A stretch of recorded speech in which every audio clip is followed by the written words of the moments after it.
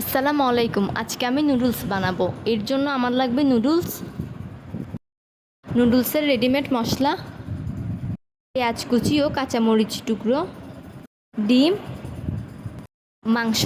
আমি রান্না করা মাংস থেকে কয়েক পিস মাংস আলাদা করে টুকরো টুকরো করে নিয়েছি। আপনারা চাইলে এখানে চিকেন ও সবজিও দিতে পারেন। আমি আজকে সবজি ছাড়া করছি। তেল এবং নুডলসের সাথে খাওয়ার জন্য শসা। প্রথমে আমি প্যাকেট থেকে নুডলসগুলো নিয়ে নিব।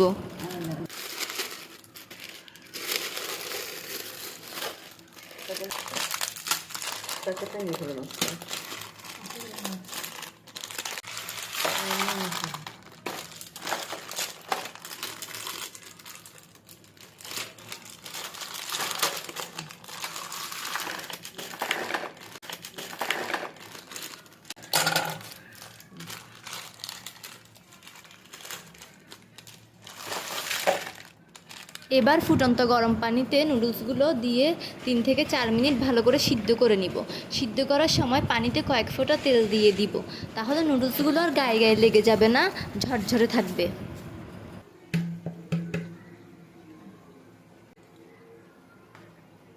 নুডলসগুলো সিদ্ধ হয়ে গেলে চালনিতে নিয়ে ঠান্ডা পানি দিয়ে ধুয়ে ভালো করে পানি সরিয়ে নিব।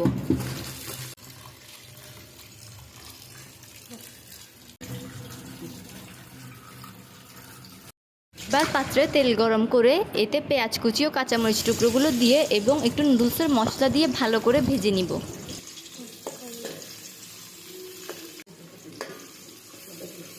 ভাজা হয়ে গেলে এবার এতে ডিমগুলো দিয়ে কিছুক্ষণ ভেজে নিব। তারপর টুকরো করা মাংসগুলো দিয়ে দিব।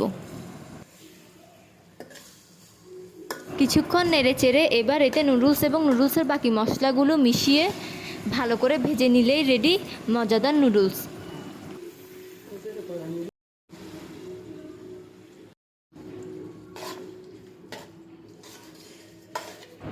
এখন আমি শসা দিয়ে মজা করে নুডলস খাবো।